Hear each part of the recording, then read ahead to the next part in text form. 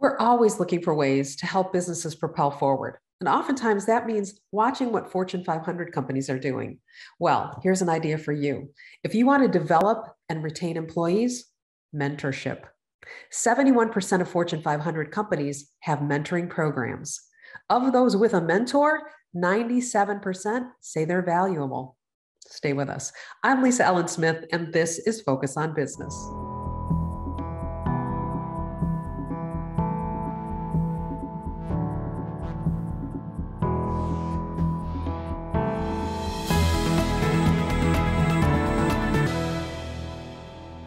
Well, I'm glad you came to the show today. We've got a good one. We have Katie Crick from Cedar River Insurance here today. Hey, Lisa.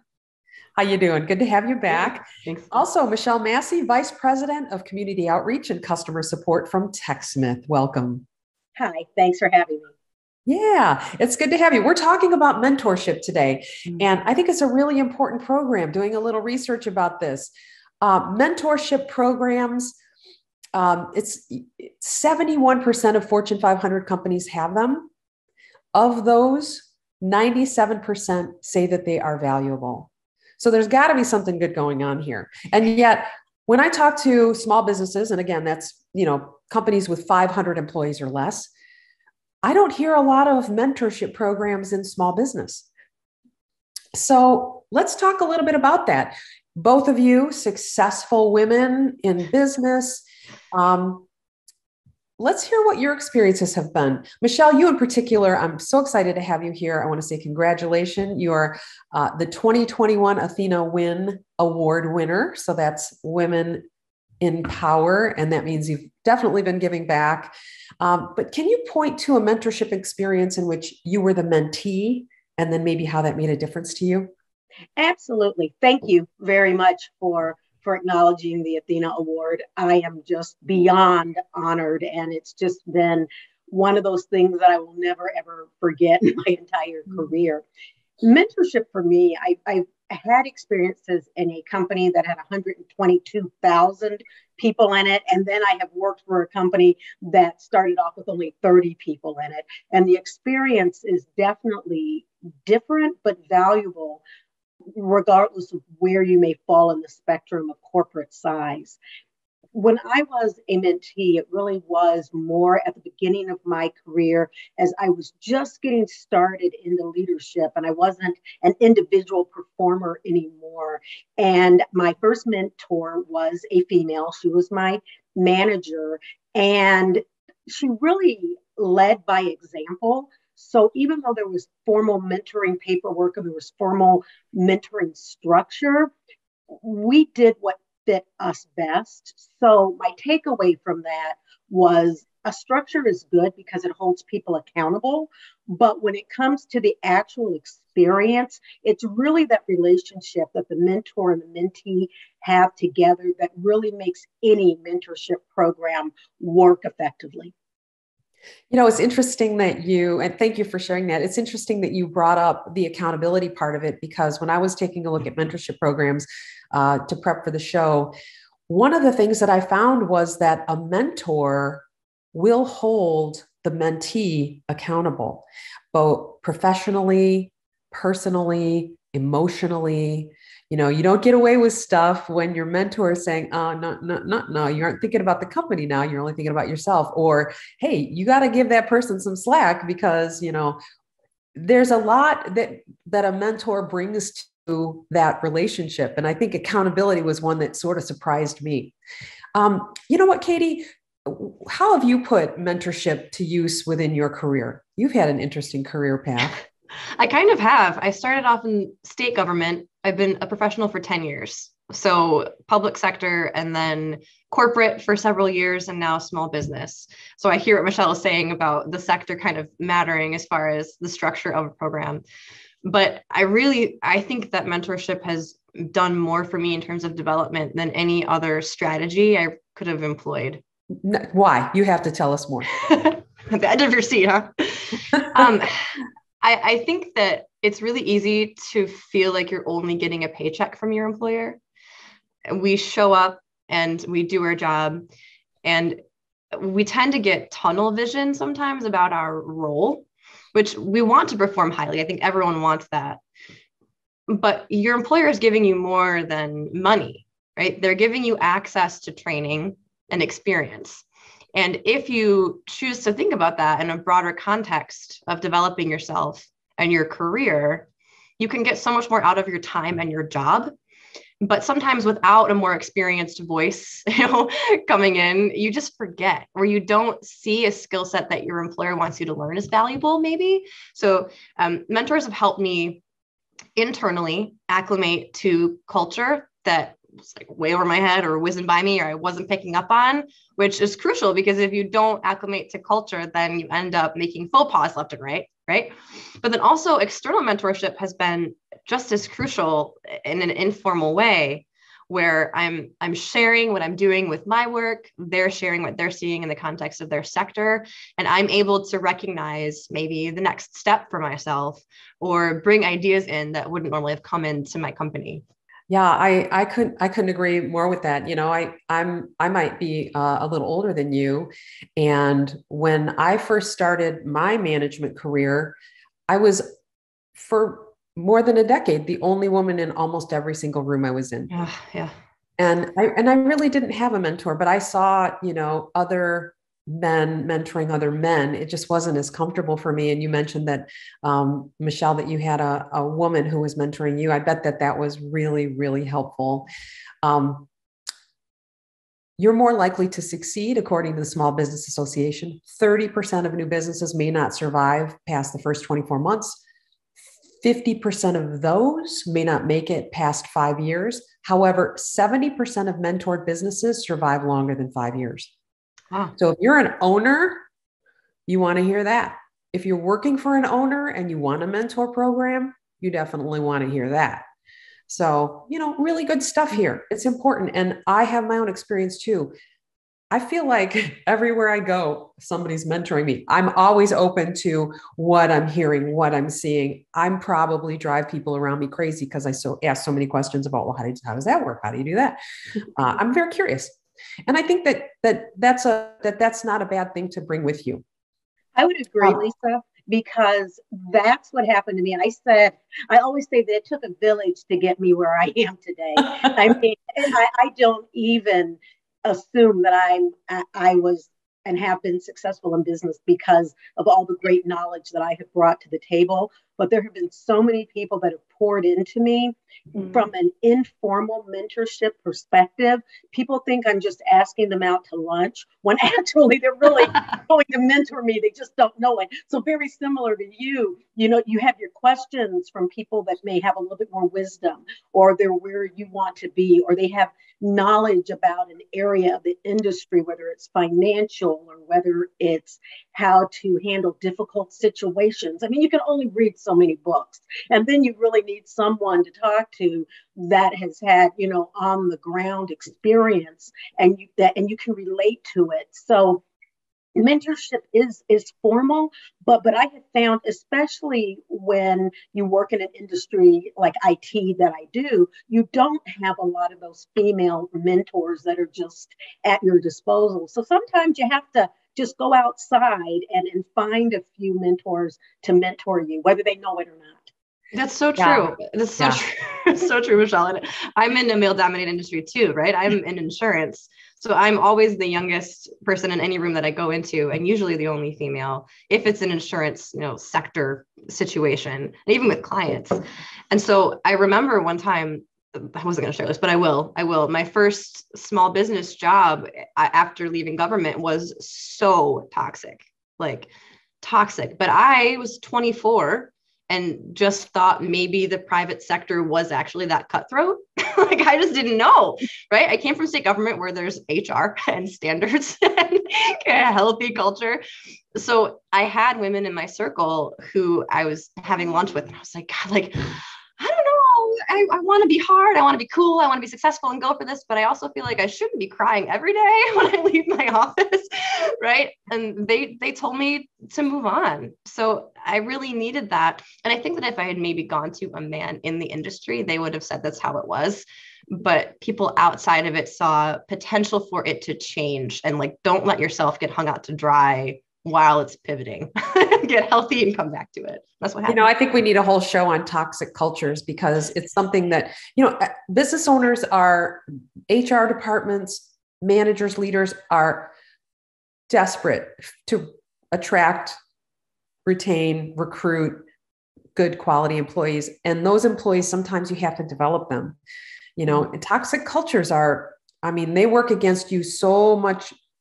They gain a lot more traction than you as an individual manager that can with somebody who's a quality employee. So I wanted to come back just for 1 second because we were talking about training, the idea of training versus mentorship. And I think mentorship, and especially if you're inside of a culture, it allows for you to deal with a very specific point in time, a very moment in time. Maybe it's a specific customer that you don't have the insights that you need to be successful with. You're not going to get that from habits of highly effective people because that customer doesn't live inside of that book. So gaining experience, I think, is really important. Networking, reassurance. Yep. When you're feeling kind of down, you can open a book, but it's really a lot more helpful if you've got somebody who's right next to you inside of that, in that moment in time. And that's not a training issue. That's a mentorship issue. And then encouragement, I think, is also a really powerful word for mentorship. Bringing maturity to a person, emotional quotient. I think those are things that oftentimes younger employees, I'm not saying that's the only one, but if you simply haven't had the experience of living in a culture or multiple cultures, it's a little harder to navigate. It's nice to have a friend there, right? And we've been around a while. Michelle, you were at Dew Point, national IT company for 15 years. You've probably seen some changes in mentorship in your days. Absolutely, especially in the very beginning. When you start at a company of 30 people, no one's really mentoring anyone. You're just trying to get the job done. It's a small business. Everybody wears multiple hats. And so you're trying to figure it out while somebody else is trying to help you figure it out. And that really is really mentoring, I think, at its core, because you have a vested interest in the success of not only the individual, but the company as well. So there was really that warm fuzzy that you sort of get. As the company grew, we had to start putting things in place to make it more formalized.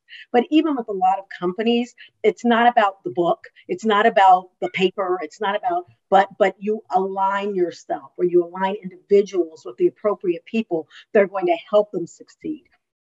So it went from more being informal to formal, but not bureaucratic and red tape. And the one thing that I want to make sure that I get in is that I actually asked a male individual, to mentor me, and he declined, which you have to understand that just because there are attributes that you assume that somebody can pour into you, or there's knowledge that they can give, everybody may not be set up to be a mentor.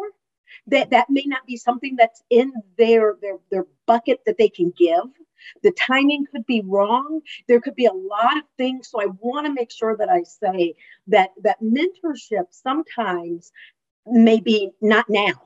And it may be personal, it may not be personal, but when you're looking at whether it's informal or formal, or there's a program, there may be somebody that you want to have mentor you that just doesn't have the capacity to do it. So I wanted to make sure that I got that. What an interesting thing to say. I think you should have seen Katie and I's face. You can't. Jaw drop. Like, who would say no to Michelle Massey? What?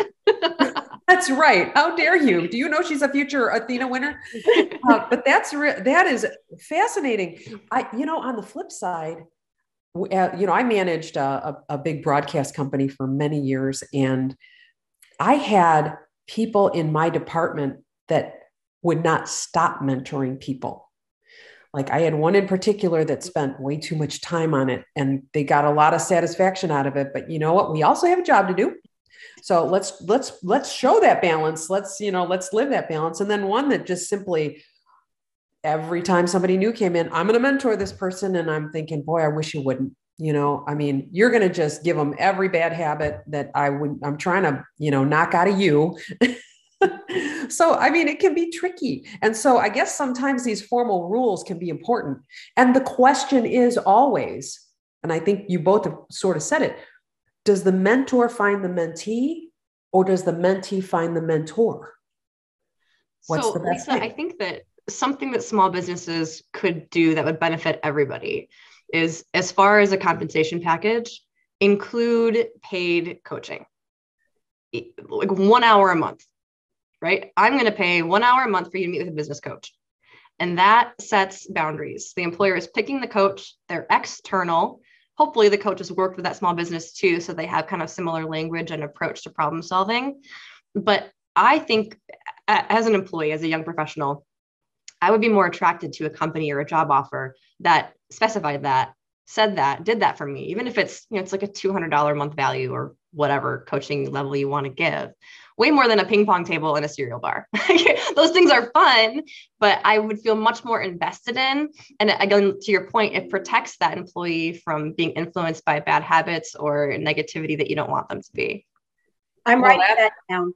I have that written down because at TechSmith, we allow people to shadow and take time away, but it's not that formal type of, we have your back. You have the freedom to do it, but it's not as formalized as making it a perk for the employee. So I'm definitely writing that down and taking it to HR. So thank you very much. I'm literally taking it to my next leadership meeting. Biggest takeaway of the day.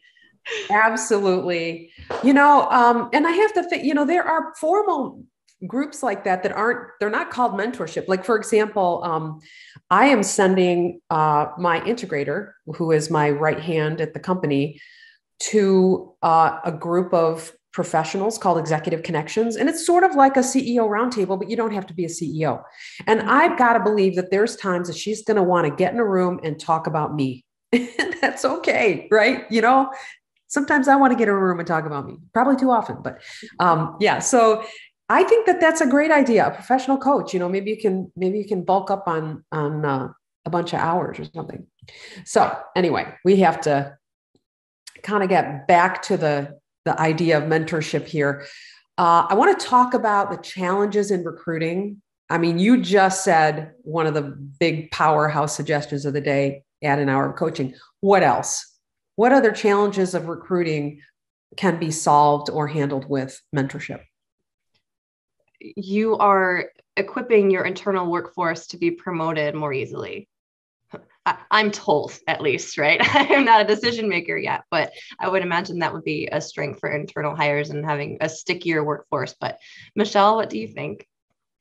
One of the most important things is being able to meet people where they're at and understanding what that individual need is. It takes a little bit more work and it puts a lot more ownership on management, but that one-on-one individual time not only gives an employee a sense of people care about me and my career and where I'm going, but we'll be able to be better able to put them with the right mentor or get the connection better. So for me, it really is about the one-on-one time, figuring out where they are, meeting them there, and then helping them move forward from there. So have either of you worked in a very formal mentorship program? I have never actually been a part of one. I did when I was in a corporate role for the first 6 months, and it was great because there was no expectation that I had to be impressive, right? So I could ask all kinds of questions that I wouldn't want my boss to hear me asking, and it helped me a lot at the beginning. Training is usually where mentorship comes in at when you're first starting the job, because you're infusing all of that knowledge and doing a lot of interaction. And at TechSmith, it's not formal, but we have a huge training program where that sort of relationship and mentorship starts to form, but it's not formal. So not really truly formal that I've ever followed. Yeah. So, that's interesting. I think in my career, I've just kind of found people that I thought I wanted to emulate, or I wanted to know more about their success. And I just sort of roped them into mentoring me. as much as I could. I've never had but I'm certainly going to look into it after the show. This show helps me. I take a lot out of it. Guests like you who are so knowledgeable, who have such great life experience. What about like a personal experience? Katie, anything that you have that you would be willing to share? They are all so embarrassing. There was one specific time, though, where I was never been in an office before. I had no understanding of hierarchy. And I was talking to a friend at his cubicle, and his boss came over and started a conversation with him, completely ignoring me. And I just didn't know what to do. Like, do I walk away? Do I stay? Do I chat? I stayed way too long. It was really awkward.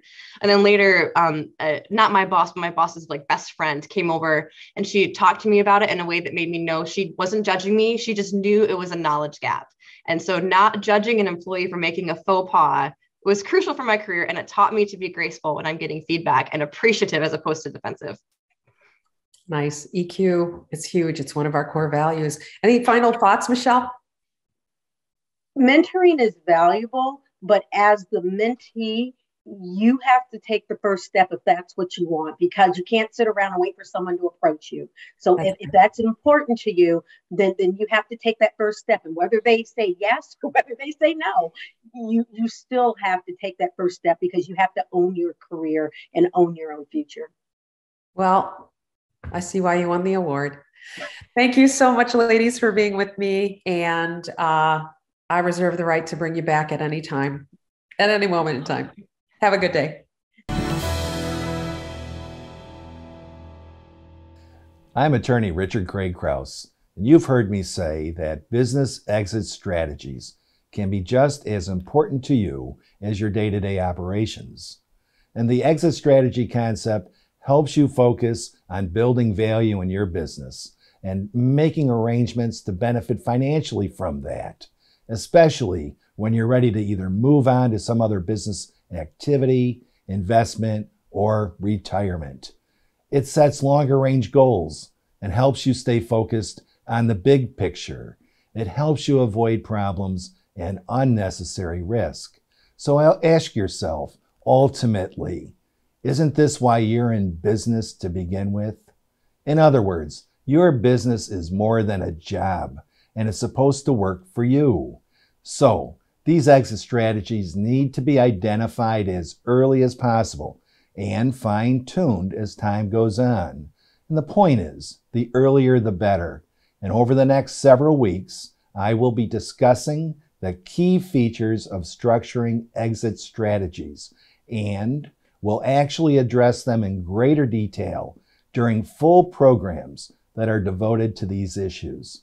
Those programs will feature other experts who contribute to finalizing a strategy that is honed to your objectives and to your needs. You have a 5P obligation to yourself, and Kingmaker Business helps you achieve it. Proper preparation prevents poor performance. And what have you done today to accomplish that? I'm attorney Richard Craig Krause, the taxpayer's voice, speaking for Kingmaker Business. And talk to us. This is about you. Focus on Tax, brought to you by Krause, Bangs, and Associates PC.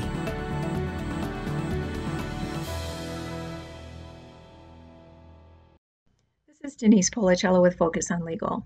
Happy employees make a thriving workplace, but one disgruntled employee can create a toxic work environment, morale problems, and once they take those problems online, your bottom line can suffer. So let's make sure that doesn't happen to you.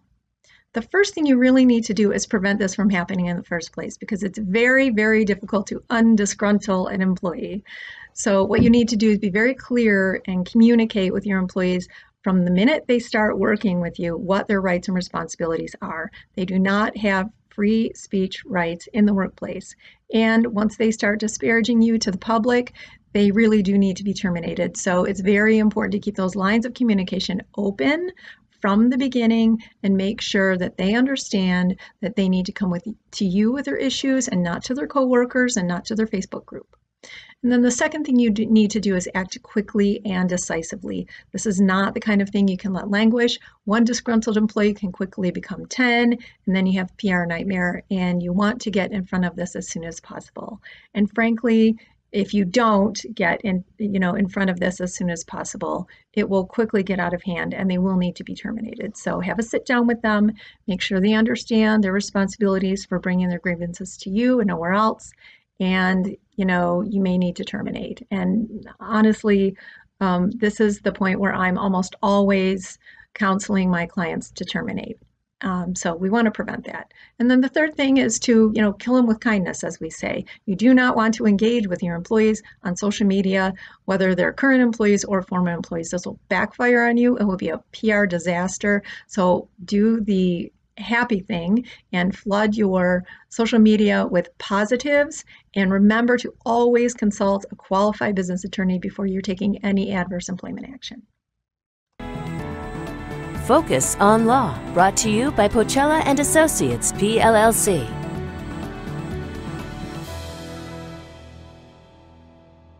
Hi, I'm Katie from Cedar River Insurance. At this point, I think that business owners, decision makers across all organizations are pretty tired of hearing about the reality of cybersecurity. And I hate to beat a dead horse, but the piece of cyber insurance is so crucial. You need to make sure that your organization has a solid cyber insurance strategy. Cyber insurance is not just laden within your business owner's policy. You need to seek out cyber insurance, and there are several layers that you want to make sure you're looking for. Especially one, if you are a cloud-based business or you use the cloud at all, there are real limitations to the amount of insurance available to protect you if the cloud has been compromised. So make sure you're addressing that within your strategy.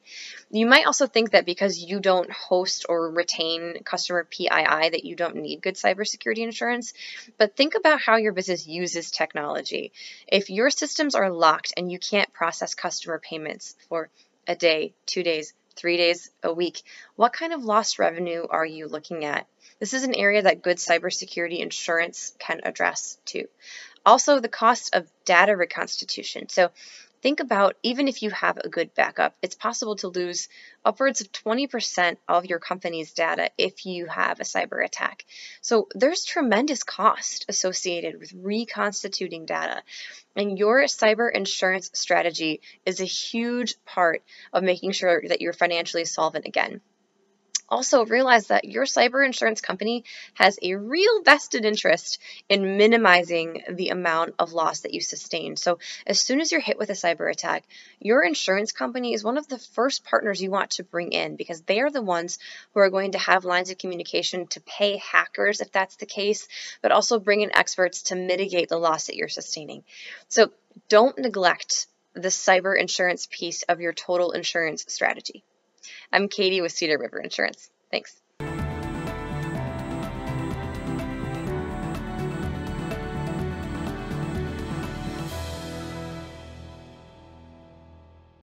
The executive producers of Focus on Business are looking for your stories. Stories from owners of established businesses that have come through amazing adversity, bucked the odds, found the next big thing. If you have a story, we want to hear from you. Go to our website and maybe we'll invite you onto the show.